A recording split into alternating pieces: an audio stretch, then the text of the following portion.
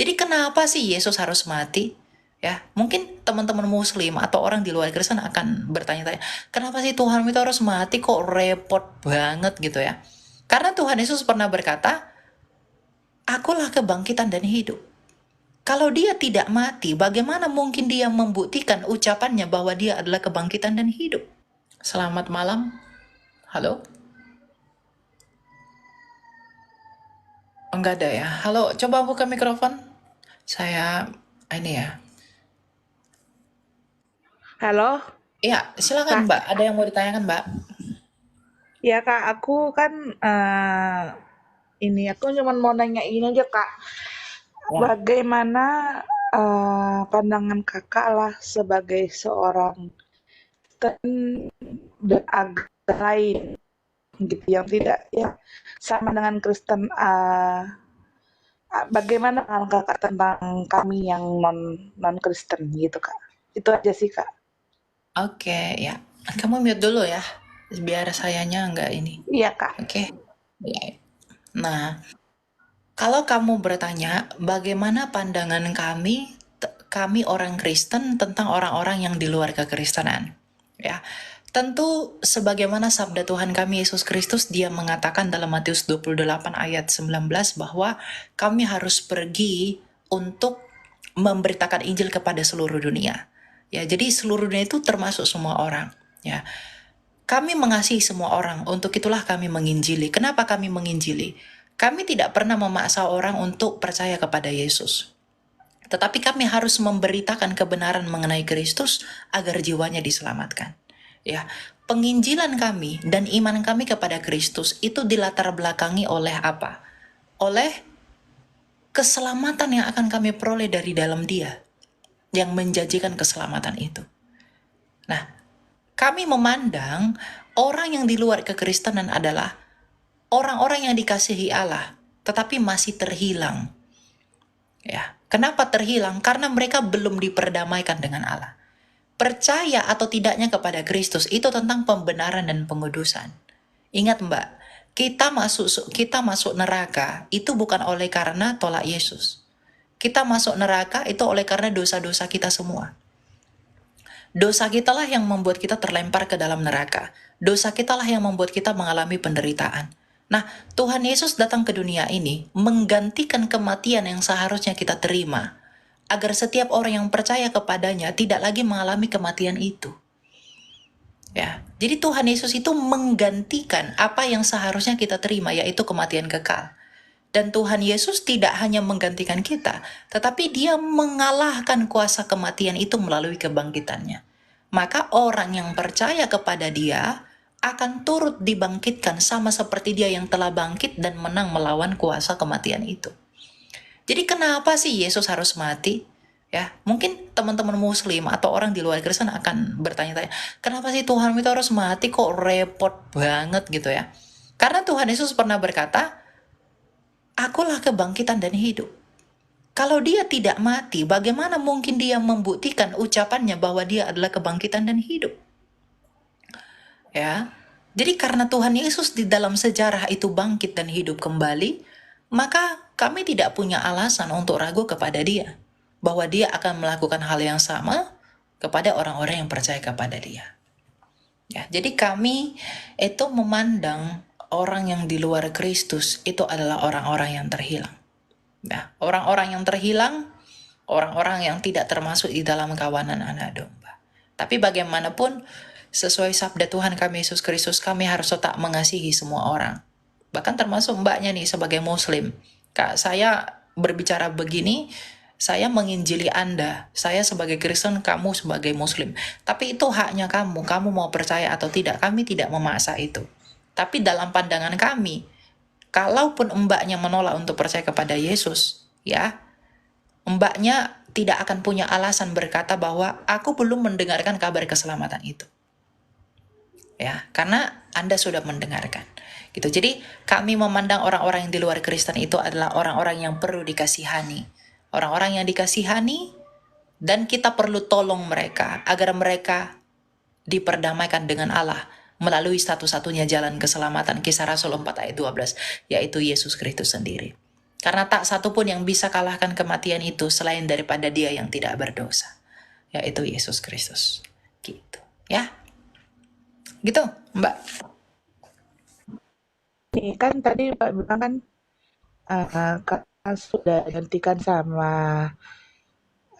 Yesus ya. Kita semua udah Betul. mati digantikan sama orang Yesus. Jadi gimana kalau misalnya kan, kalau menurut saya kan Mbak kan, kalau setiap orang, Mas kan setiap orang Kristen kan pasti masuk surga. Jadi kalau misalnya kami yang belum percaya sama Kristen, misalnya kayak saya Muslim, itu kira-kira masuk surga juga atau ditebakkan di neraka pada akhirnya? Tapi kami tidak percaya Yesus gitu.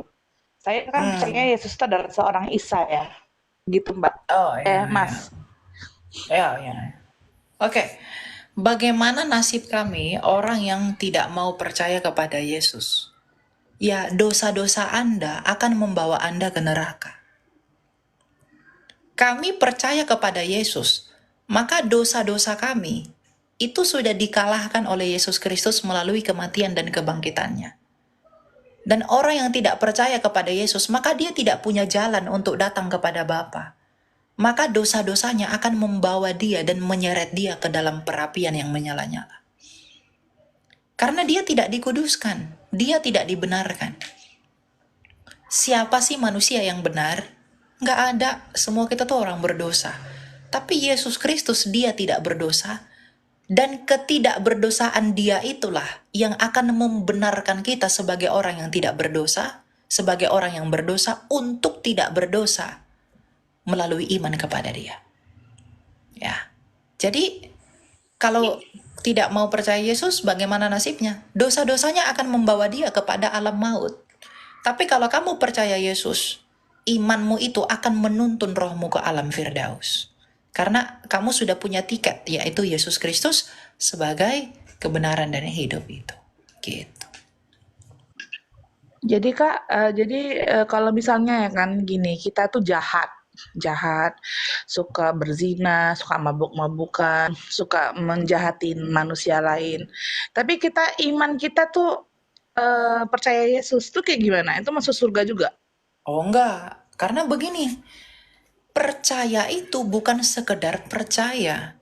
Karena gini deh, kamu percaya nggak saya sembuh kalau saya nggak bisa jalan kaki? Nggak mungkin dong. Lihat ah. Nggak bisa Nah, aja Kak, mukjizat itu kan bukan ke kalau situ. sakit ya. Em, poin yang mau saya tegaskan itu adalah bukti iman. Ya, jadi bukan kepada perbuatan itu Bukannya sendiri. itu iman juga Kak, kalau kita percaya. Kita percaya itu Tuhan itu bakalan menyembuhkan kita walaupun kita doing nothing. Itu kan iman, bukan ya? Oke. Sekarang saya tanya, kamu percaya nggak air ini menghilangkan hausmu? Percaya? Kalau kamu tidak minum air ini, apakah kamu hausmu akan hilang? Saya kan ngomongnya di sini dari kata-kata mukjizat, Kak. Kalau Tuhan mau saya tidak haus, ya itu pasti tidak haus. Bukan. Saya tidak menyoroti mukjizat. Saya tidak menyoroti mujizat. Mungkin Anda tidak menangkap ya. Mm-mm. Saya tidak Sebentar, akan makan saya tanya kakaknya. bentar. Iya. Mungkin Anda tidak menangkap maksud saya. Maksud saya begini, kalau ada orang mengaku Kristen tapi dia jahat, artinya dia bukan Kristen, Mbak.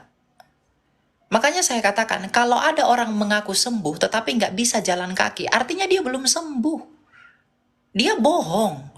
Nah, kalau ada orang mengaku Kristen tetapi perbuatannya itu seperti setan, artinya dia bohong, bukan Kristen. Karena Tuhan Yesus berkata bahwa akulah pokok anggur yang benar dan kamulah ranting-rantingnya. Dan setiap ranting yang tidak berbuah dengan benar, itu akan dibuang ke dalam api. Jadi kalau kita mengaku Kristen dan kita adalah ranting-rantingnya Kristus, dan kita tidak punya buah-buah hidup yang baik, ya maka kita akan dibuang ke dalam api. Itu maksud saya. Ya, jadi kalau ada orang ngaku Kristen, tapi selalu berbuat jahat, suka berzina, suka membunuh orang, suka fitnah, suka mencaci, dan dia tidak bertobat sampai dia mati, ya, artinya dia bukan Kristen, ya. Dia tidak percaya. Karena kalau kamu percaya air ini menghilangkan hausmu, tapi kamu tidak minum, kamu tetap haus. Nah, kamu percaya Yesus adalah Tuhan, tapi kamu tidak menghidupi Yesus sebagai Tuhan, kamu tetap tidak selamat. Kamu tetap bukan Kristen. Karena iman tanpa perbuatan adalah mati. Yang dimaksudkan dalam frasa itu adalah iman tanpa bukti iman itu adalah mati. Gitu. Jadi kekristenan itu bukan sekedar kata-kata, tapi praktik hidup, ya, life changing, perubahan hidup. Karena kalau kita percaya kepada Kristus, ada perubahan di dalam hidup kita yang menjadi buah Roh Kudus itu sebagai meterai atas kita. Jadi kalau ada orang percaya Yesus, dosanya segini. Sebelum percaya Yesus segini. Ya, setelah percaya Yesus, dosanya jadi segini. Artinya ada progres. Orang-orang itu selamat. Tapi kalau percaya Yesus begini, sampai mati, setelah percaya Yesus tetap begitu, tidak selamat. Kenapa? Tidak ada buah dari imannya, itu berarti dia bohong. Gitu ya. Jadi Iya, bukan oke lah Kak. iman itu bukan Oke. sekedar ucapan, tapi bukti. Gitu. Oke Kak, makasih banyak ya Kak ya. Oke, ya gitu ya. Ya Jadi penjelasannya ya. oke ya. Jadi segeralah ya datang kepada Kristus agar jiwa kita diperdamaikan dengan Allah Sang Bapa yang Maha Kuasa. Gitu ya. Ya, silakan Pak Pais. Halo, Assalamualaikum, Bang Elia. Ya, silakan Pak, ada yang mau ditanyakan Pak? Alhamdulillah. Bang Elia mau nanya sedikit aja Ya, silakan. untuk arti dari Alkitab apa sih Yohanes 4:28 Yohanes 4 ayat 28 ya? ayat 8. Yohanes 4 ayat 8. Ya, makasih. Kita baca ya. Yohanes 4 ayat 8, sebab murid-muridnya telah pergi ke kota membeli makanan. Apa? Apa yang mau kamu tanya? Salah. Murid-murid. Lukas 4. Oh, Lukas. Iya. Maaf. Ya. Lukas 4 ayat 8. Jawab Iya. Yesus kepadanya, ada tertulis engkau harus menyembah Tuhan Allahmu dan hanya kepada Dia saja engkau berbakti. Betul. Apa yang salah dengan ini? Ya itu maksudnya apa? Di situ Tuhannya Yesus berkata harus menyembah Allah, bukan dia kan? Tuhan Yesus mengutip ayat, dia tidak berbicara. Justru jawab Yesus kepadanya, ada tertulis, engkau harus menyembah Tuhan Allahmu saja, dan kepada Dia saja engkau beribadah. Justru Yesus sedang menunjukkan Dia adalah Allah itu di sini. Karena Berarti di situ kan ada kata dia. Dia itu ke siapa? itu kan dia mengutip ayat, bukan berbicara langsung. Itu kalimat pasif, bro, bukan kalimat aktif. Jadi ada tertulis, jadi di ayat ini dibuat tanda kutip, ada tertulis, engkau harus menyembah Allahmu saja. Nah, Yesus sedang mau berkata kepada iblis itu, akulah yang seharusnya disembah. Karena Yesus nggak mau sembah setan itu. Jadi itu mengutip ayat, bukan berbicara langsung, ada tertulis begini-begini. Yesus itu kutip ayat, bukan engkau harus menyembah Dia. Ya, karena Dia adalah sabda, firman yang hidup. Yang satu dengan Bapa. Dan kalau kamu katakan di sini karena kamu muslim, kalau kamu katakan di sini adalah Allah dalam iman kamu sebagai muslim, tidak. Tuhannya kamu dengan Tuhan kami itu beda. Allahnya Abraham, Ishak, Yakub dengan Allahnya kalian, Tuhan negeri Mekah, itu bukan Allah yang sama. Itu Allah yang berbeda. Gitu. Oh iya itu udah. Iya, ya. Jadi dipahami cara penulisannya, cara bacanya dipahami. Gitu. Itu ya. Ada lagi yang mau kamu tanya? Nggak ada, udah cukup aja. Oke. Terima kasih. Oke. gitu ya. Jadi santai.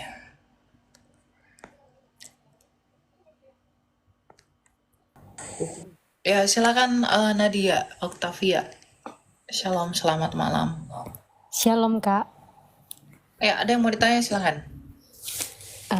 Ini pertanyaannya gini Kak. Kan kita kan punya pemikiran anak itu adalah berkat. Betul. Tapi kenapa ada pasangan yang membutuhkan anak Tuhan kasih lama? Nah, mungkin itu karena Tuhan menunggu kesiapan dari orang tua itu. Biar bisa bertanggung jawab sama anak itu mungkin. Nah, tapi kenapa kalau misalnya anak itu benar berkat dan Tuhan kasih di saat kita siap? Kenapa juga Tuhan juga kasih anak ke orang yang belum siap? Contohnya orang yang hamil di luar nikah yang masih 17 tahun, kan Tuhan yang kasih anaknya. Ya, Ya, di situ di mana yang kesiapan yang tadi pertanyaan saya yang itu Kak. Begitulah Kak. oke. Pengkhotbah 3 ayat 1 dan sampai 8. Untuk segala sesuatu ada masanya. Untuk apapun di bawah langit ada waktunya. Ada waktu untuk lahir, ada waktu untuk meninggal, ada waktu untuk menanam, ada waktu untuk mencabut yang ditanam, ada waktu untuk membunuh, dan segala macam. Jadi segala sesuatu itu ada waktunya bagi manusia. Ya, jadi masalah siap dan tidak siap. Misalnya ada orang, saya pengen punya anak. Dia pengen punya anak, punya keinginan, itu adalah free will-nya dia. Keinginan hatinya. Tapi itu sulit. Bukan Tuhan yang mempersulit dan bukan Tuhan juga yang menghalang-halangi. Tapi oleh karena memang begitu apa adanya, siapa kamu? Tapi bisa nggak Tuhan intervensi? Bisa. Hasilnya Tuhan bisa intervensi. Tapi kan Tuhan juga berdaulat atas segala sesuatunya. Dan semuanya ada waktunya. Jadi kalau ada orang menanti anak, dengan penantian yang lama dia tidak dapat. Ada orang yang belum siap, langsung dapat. Nah pertanyaannya, kalau tidak siap, ngapain melakukan? Kalau belum siap, jangan lakukan dong. Iya sih Kak, tapi kan di real life, di kehidupan nyata ya pasti banyak orang yang begitu kan Kak. Makanya banyak anak yang Betul. Ini maksud saya mau memperbaiki narasi kamu bahwa anak itu adalah berkat. Memang Yes. anak itu adalah berkat, tetapi jangan dipahami berkat ini seperti berkat yang Tuhan program-programkan. Seakan-akan Tuhan itu kamu berikan waktu sekian buat kamu, sekian buat kamu. Enggak, karena kita punya free will. Sama seperti Sarah yang menanti anaknya. Dia dengan sabar di dalam penantiannya dengan Abraham. Tapi masalah mereka punya anak atau tidak, itu tetap free will-nya Abraham dengan sukarela dengan Sarah untuk melakukan itu. Bukan dengan Tuhan paksa, tapi Tuhan memberikan janji itu kepada mereka melalui apa yang mereka lakukan dengan kerelaan hati mereka. Jadi kairosnya Tuhan itu bisa masuk ke dalam kronosnya manusia. Waktu Tuhan itu kairos, waktu manusia itu kronos. Waktu Tuhan itu bisa menembus kronosnya manusia. Makanya Pengkhotbah 3 ayat 1 ini kata, untuk segala sesuatu itu ada waktunya. Jadi kalau kita berpikir, kenapa ya Tuhan tuh berikan dia anak padahal dia tidak siap? Loh, kalau nggak siap kenapa dia melakukan itu? Bukan Tuhan yang, dia belum siap, saya berikan anak. Enggak, tapi ada yang sudah siap, tetapi anak itu tidak mereka dapatkan. Ya, karena segala sesuatu ada masanya. Mungkin Tuhan mau menguji iman mereka. Tuhan mau melihat kemurnian iman mereka. Karena apa? Karena tanpa penderitaan, tanpa ujian, tidak ada kemurnian iman. Sama seperti Abraham dan istrinya, imannya diuji tak? Sekelas Nabi loh itu. Oh iya Kak. Jadi jangan seakan-akan orang yang menanti panjang itu tidak diberkati. Enggak. Segala sesuatu ada maksudnya. Tapi maksud Tuhan itu pun bukan maksud yang memaksa, tetapi bagaimana dia mengintervensi apa yang kamu pilih sendiri. Misalnya, orang berbuat dosa. Seperti saya misalnya, saya orang berdosa. Saya pernah berbuat dosa dengan keji. Ya. Dan Tuhan hajar saya akibat perbuatan dosa saya itu. Tetapi ketika saya dihajar Tuhan, Tuhan mau memberitahu saya bahwa kamu nggak boleh lagi begitu. Kamu harus begini. Jadi Tuhan menguji saya. Apakah saya tetap setia atau tidak? Tapi penderitaan yang saya peroleh itu bukan karena Tuhan yang buat saya. Tapi di dalam kehendak saya sendiri. Melalui apa yang saya lakukan dan dampak yang saya terima. Melalui itulah Tuhan menghajar saya. Nah, orang-orang pun begitu dengan segala pergumulannya. Ya, kamu tidak akan merasakan apa yang tidak kamu perbuat. Kamu akan melakukan apa yang kamu akan menuai apa yang kamu tabur. Kalau kamu menuai yang baik, kalau kamu menabur yang baik, kamu menuai yang baik. Tapi kalau kamu menabur yang buruk, kamu menuai yang buruk. Dan ketika kamu tuai yang buruk, Tuhan memberi harapan di sana dengan maksud itu sebagai penghajaran bagi kamu agar kamu berbalik sama Dia. Jadi everything, semua itu ada waktunya. Gitu. Ya, Oh iya. Boleh satu lagi Kak, ya silakan. yang tentang perpuluhan. Aha. Misalnya nih Kak, gaji saya 3 juta. Apakah saya wajib memberi perpuluhan yaitu 300.000 per bulannya ke gereja atau nggak perlu atau gimana? Ya kalau kamu rela memberi sekian silahkan. Kalau kamu tidak rela memberi sekian ya enggak apa-apa juga. Oh Berapa? berarti Prinsipnya kerelaan hati, sister. 2 Korintus 9 ayat 7. oh ya. Berarti Ya? nggak ada ketentuan harus per Nggak ada. 10% dari gaji gitu ya Kak? Enggak ada. Oh iya, makasih Kak. Oke, ya kita lanjut ya. Silakan Caca Cia dulu. Silakan Caca Cia. Bro, Iya, halo. silakan bro. Ada yang mau ditanyakan bro? Eh, jelaskan maksud Yohanes 1 ayat 8. Yohanes 1 ayat 8. Kita cari ya. Aku kurang ngerti juga sih. Yohanes 1 ayat 8. Iya. Oke.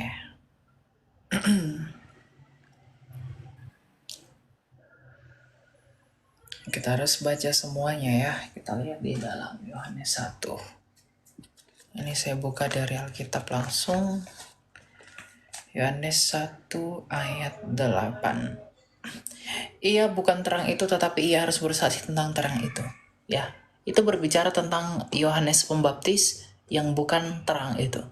Karena di ayat 7 dikatakan, di ayat 6, datanglah seorang yang diutus Allah namanya Yohanes. Ia datang sebagai saksi untuk bersaksi tentang terang itu, supaya melalui dia semua orang menjadi percaya. Ia bukan terang itu, tetapi ia harus bersaksi tentang terang itu.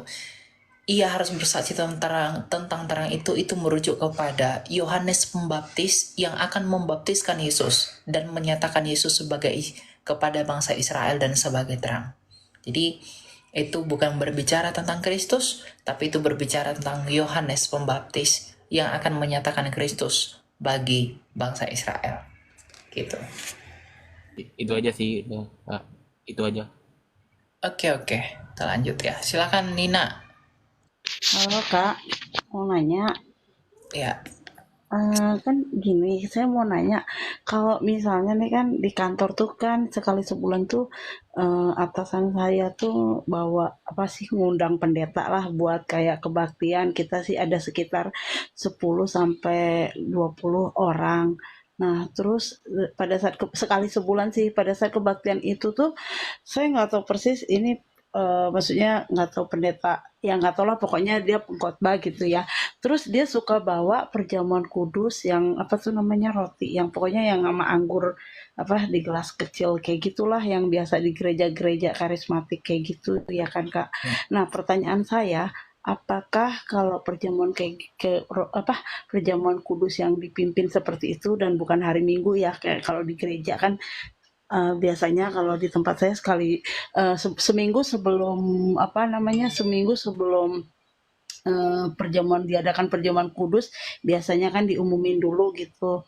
Nah pertanyaan saya apakah seperti itu yang dilakukan di kantor saya itu apa ya namanya boleh atau gimana ya? Maksudnya ya gimana gitu loh. ya. Perjamuan kudus itu boleh dilakukan tiap hari, bahkan. Karena kalau kita baca dalam 1 Korintus 11, perjamuan kudus itu adalah bagaimana kita memberitakan kematian Tuhan sampai Dia datang.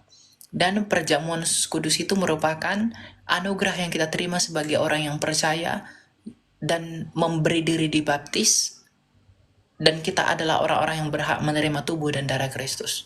Gitu. Jadi, apakah perjamuan kudus itu setiap minggu dilakukan tidak masalah? Tidak masalah. Bahkan dilakukan tiap hari pun nggak apa-apa. Ya, yang penting didoakan, diberkati, dan juga dikonsekrasi. Gitu. Jadi nggak masalah. Yang penting dilakukan dengan cara yang baik dan dengan cara yang layak. Oh, oke, oke. Oke, Kak. Makasih ya, Kak. Oke, ya kita lanjut ya. Jadi perjamuan kudus tiap hari pun nggak apa-apa ya teman-teman. Gitu loh. Yang penting ada kita tahu cara konsekrasi. Silakan Dodi Gulo. Selamat malam. Salam Kak Elia, ini aku lagi apa ini? Aku ada banyak sebenarnya yang mau kutanya-tanya ini. Ya. Ya mudah-mudahan. Soalnya akhir-akhir ini aku pengen lah, aku mau mendalami gitu Kak. Ya silakan. Aku mau tanya apa Kak? Yang namanya menghujat Roh Kudus itu gimana itu Kak? Soalnya pas ku baca itu katanya nggak bisa di apa itu, nggak bisa diselamatkan atau itu satu Kak. Dan kedua, menurut Kakak itu gimana itu cara biar kita taat atau gimana itu? Soalnya aku pernah istilahnya berulang kali terus kayak semacam apalah. Ya nggak bisa tekun lah, nggak bisa taat lah. Itu menurut Kakak ada caranya nggak? Oke. Kamu mute dulu ya. Berbicara tentang dosa yang tidak terampuni, yaitu dosa menghujat Roh Kudus. Ya. Apa sebenarnya yang dimaksud dengan dosa menghujat Roh Kudus ini? Kalau kita melihat konteksnya, pada masa itu Tuhan Yesus sedang melakukan mujizat. Ya, Tuhan Yesus sedang mengusir setan dengan kuasa Allah dan kuasa Roh Allah yang ada di dalam Dia. Nah, dan orang Farisi melihat Dia melakukan itu. Nah, Roh Kudus itu memberi pengertian. Roh Kudus itu memberitahu orang Farisi di dalam hatinya bahwa perbuatan Yesus itu adalah perbuatan Mesias, anak Allah yang maha tinggi. Ya, tetapi mulut orang Farisi itu menyangkali apa yang disaksikan Roh Kudus mengenai pekerjaan Kristus. Dengan berkata, dengan Beelzebul penghulu setan, dia mengusir setan. Artinya, orang Farisi ini menolak untuk menerima inspirasi dari Roh Kudus untuk percaya kepada Kristus dari apa yang dikerjakan oleh Yesus Kristus. Jadi, dosa menghujat Roh Kudus itu adalah orang-orang yang menolak dan tidak mau percaya kepada Yesus. Itu dosa hujat terhadap Roh Kudus itu adalah orang yang tidak mau percaya kepada Yesus, orang yang menolak Yesus sampai dia mati, itu adalah dosa menghujat Roh Kudus. Ya, jadi bukan yang lain-lain gitu. Ya. Silakan dibuka mikrofonnya, brother. Soalnya tadi saya tutup.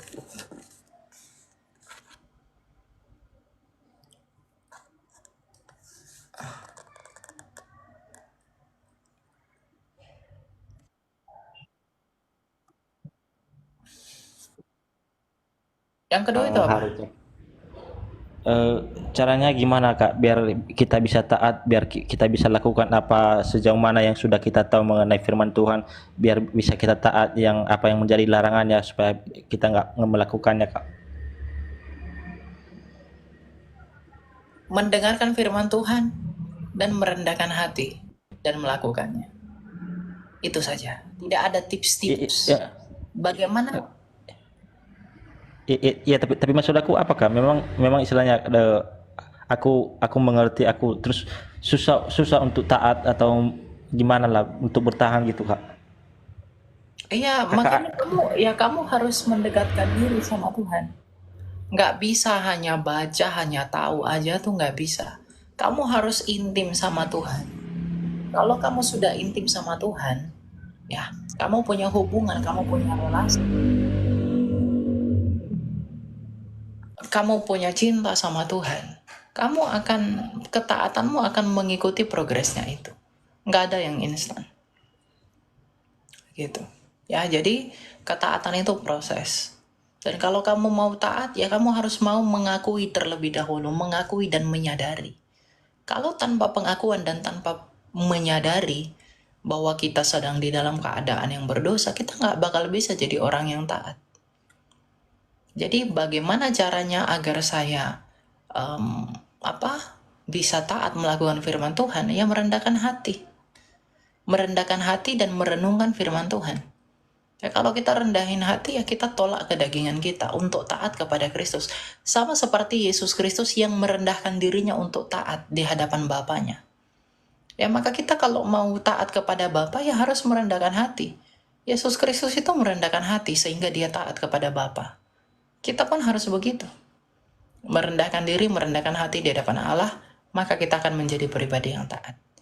Ya, kalau kita masih kompromi, masih ugal-ugalan, ya kita itu bukan kerendahan hati namanya. Ya kita masih menyangkali Allah, menolak untuk percaya kepada Allah. Gitu. Ya, jadi kuncinya di situ. Kesadaran, perlu kesadaran dan pengakuan. Itu dulu terlebih dahulu. Menyadari dan mengakui sejauh mana kita hidup dan apa yang sudah kita lakukan.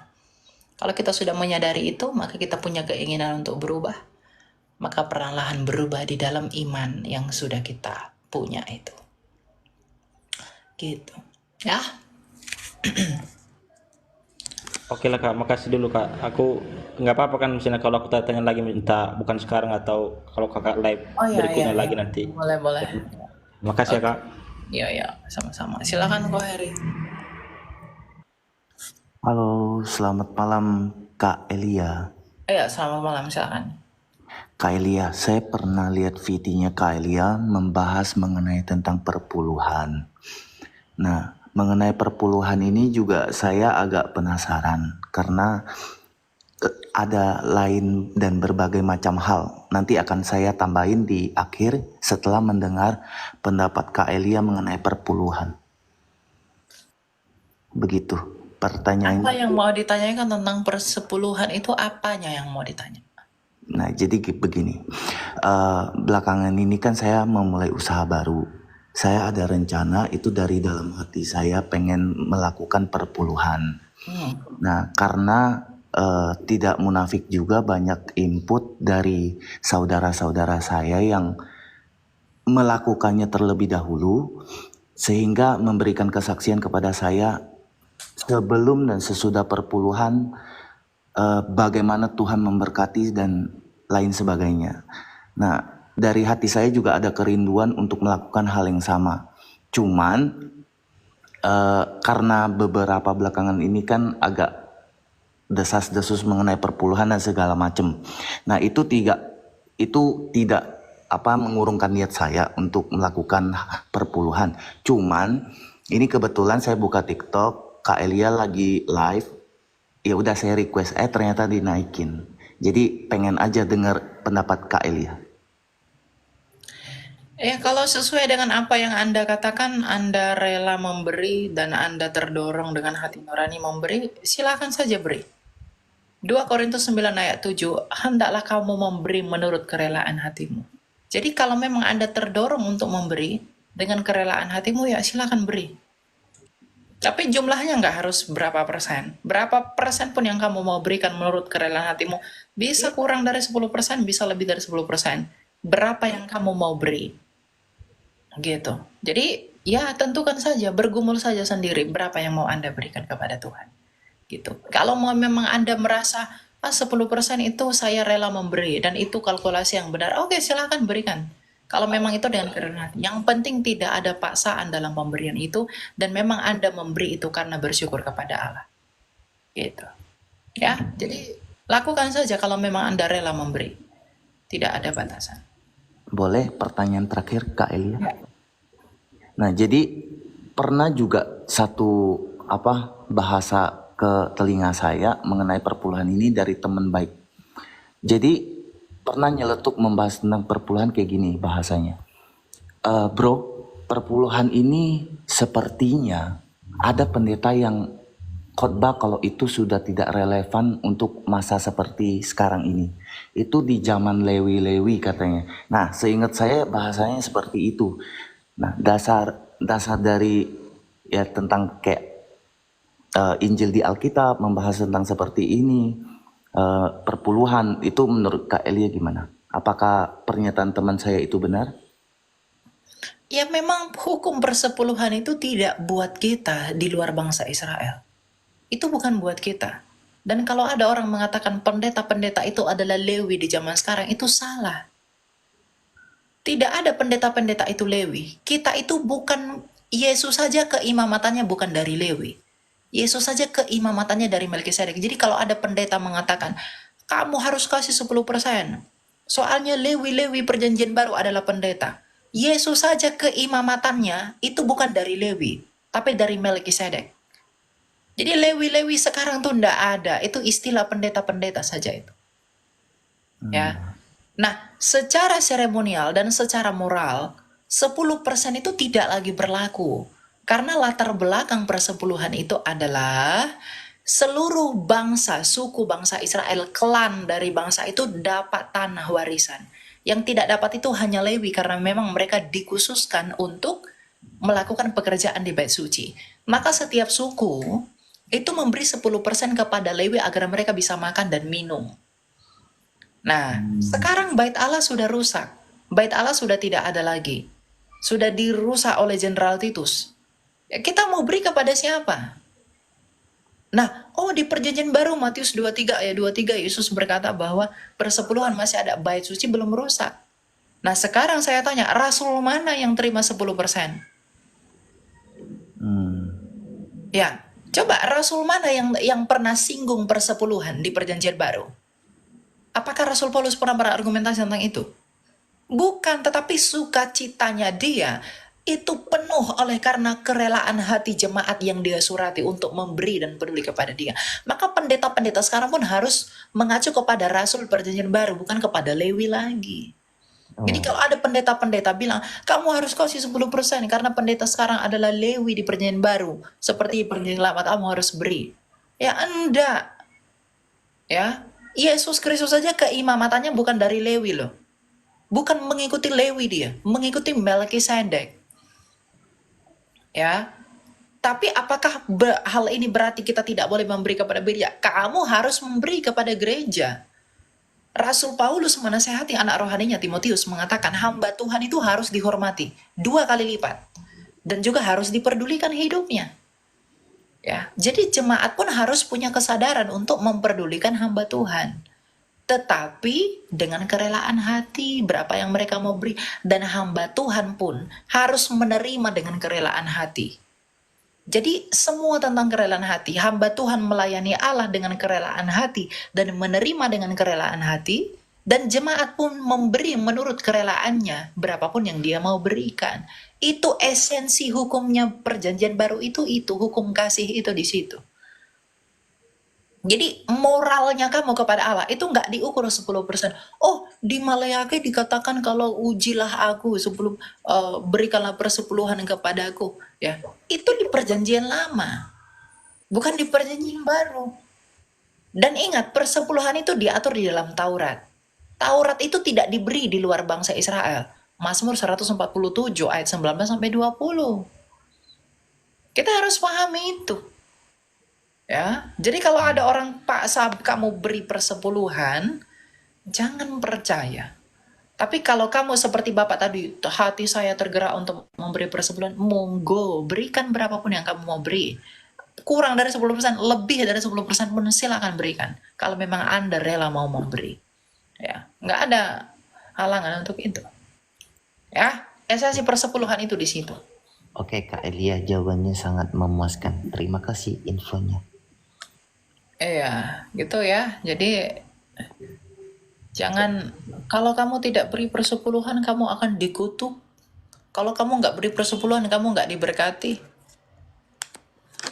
Rasul Paulus itu memberkati jemaat-jemaatnya tidak beri persepuluhan. Ya, bukan berarti saya orang anti persepuluhan ya teman-teman. Ya, kamu beri persepuluhan kepada gereja silakan. Berikan saja. Tapi yang memberi persepuluhan jangan menghina yang tidak memberi. Ya, gitu loh. Nah, pendeta-pendeta kadang menggoreng ayat ini, pendeta-pendeta yang tidak bertanggung jawab itu menggoreng ayat ini. Ya. Memang gereja butuh dana, butuh keuangan, butuh segala macam. Kita nggak boleh munafik tentang itu, ya. Ya. Tetapi bukan dengan itu yang menjadi alasan pembenaran yang dilatar belakangi pemaksaan bagi jemaat. Nggak boleh. Ya. Jadi kalau mau memberi kepada Allah, berilah dengan kerelaan hatimu, berapapun yang kamu mau beri. Ini siapa lagi tuh? Ya. Jadi tidak ada batasan, tidak ada hambatan, berikan. Ayatnya jelas, 2 Korintus 9 ayat 7. Itu jelas sekali, ya.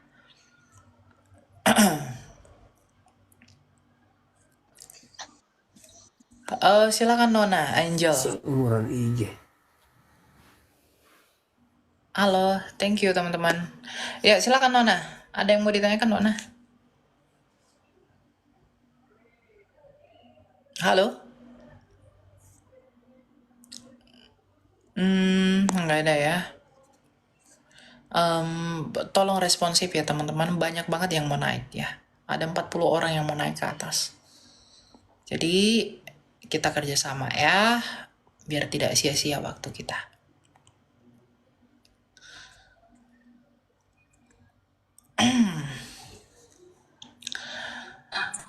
Oke, silakan Suryanto. Halo, saya mau bertanya. Ya, silakan Pak. Ya, Yesus itu manusia atau Tuhan? Hakikatnya dia punya natur manusia dan gelarnya adalah Tuhan.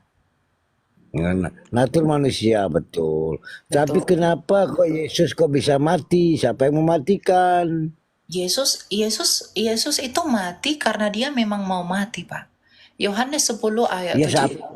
Iya, dia mau mati, Kalau tapi mau siapa yang bertanya, matikan?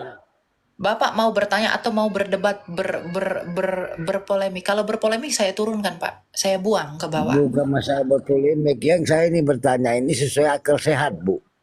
Oke. Ya, dia Kenapa seorang Yesus Yesus, mati? seorang Tuhan, kok bisa mati? Siapa yang matikan? Seorang Tuhan kok bisa disalib di tiang salib? Aturan Tuhan, Tuhan itu maha kuasa segalanya, kok bisa mati, bisa disalib? Karena logika, nggak masuk akal. Setelah masuk akal dong, gimana ceritanya itu? Tuhan kok bisa mati disalib? Kan aneh. Dengan alasan itu manusia. Manusianya manusia, rohnya beda. Waduh, ya enggak nyambung, Mbak. Secara logika, caranya itu. Ya, Ini mau saya, dengerin nggak? Mau dengerin dulu nggak? Saya ya, jelasin. coba saya dengarkan. Coba saya dengarkan. Jadi kalau Bapak bertanya, Yesus itu mati lalu siapa yang mematikan? Begitu ya. Di dalam iman Kristen, itu tidak ada yang mencabut nyawa, Pak. Karena kematian itu oleh karena dosa. Dalam Yohanes 10 ayat 17, Tuhan Yesus mengatakan, Aku memberikan nyawaku untuk Ya itu kalau menerimanya kembali. saya maaf potong. Itu saya paham tentang Yohanes. Mungkin dengan orang lain yang paham tentang itu. Coba dengan Bang Jum. Tidur ya, udah malam.